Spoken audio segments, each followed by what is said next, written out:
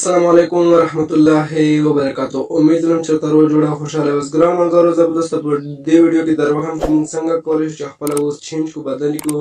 ملګرو ته واتساپ کې میسنجر کې سینډ کو ویلی کو هغه نشي کړ چې زموږ اوس وپېژني.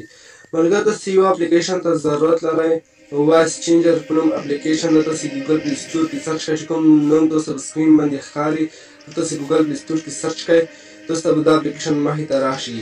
تاسو دا را ډاونلوډ کړئ. او که د پلی سټور نه را ډاونلوډ کوئ، زموږ تاسو ته ډسکرپشن کې لینک درکړی دی، د ویډیو لیکنه باندې کلیک وکړئ، اوس لاندې راشئ لینک باندې کلیک وکړئ، تاسو ته اتومیټک دا اپلیکیشن مخې ته راشي.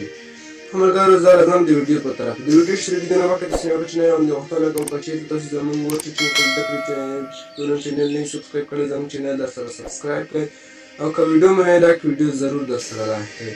مګر زه راځم د اپلیکیشن اوپن کوم. چې ملګرو کله تاسو دا اپلیکیشن اوپن کړئ، تاسو درې انټرفیس یعنې درې اپشن راځي. د اول سر کې راځي ریکارډ آن آډیو، اوپن آن آډیو، سیو آډیوز. تاسو دې خپل اوس چینج کولی شئ. دې ته تاسو ټلی د فولډر نه راحته شئ، کومه ټلی غواړئ چې چینج یې کړئ یا اوس دې چینج کړئ، او دې ته تاسو چینج کولی شئ. او سیوډ آډیو تاسو کوم ریکارډ اوس چینج کړی سیو کړی دې ته راځي.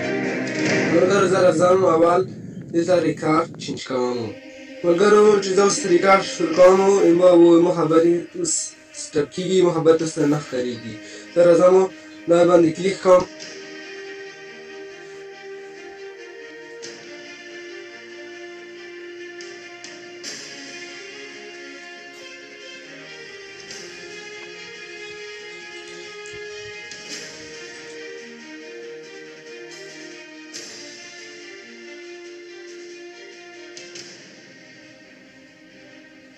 ګورئ ملګرو چې کله تاسې هغه باندې د ریکارډ سټاپ کو، بیا ملګرو راشئ دې ته نورمال خپل حالات به دې ته تاسې کومه اوس لیست کې خوښې کړئ هغه باندې کولی شئ. مثلا یو اوس وښیم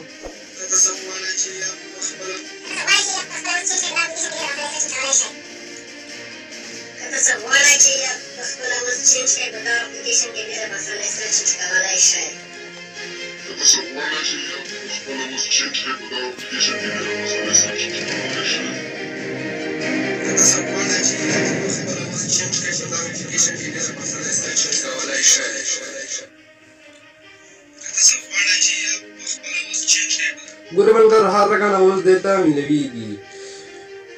ملګرو چې کومه اوس خوښ کړو هغه باندې کلیک وکړئ، بیا دلته سیو باندې کلیک وکړئ، دا اوس به تاسو سره چینج شي، سیو وشي.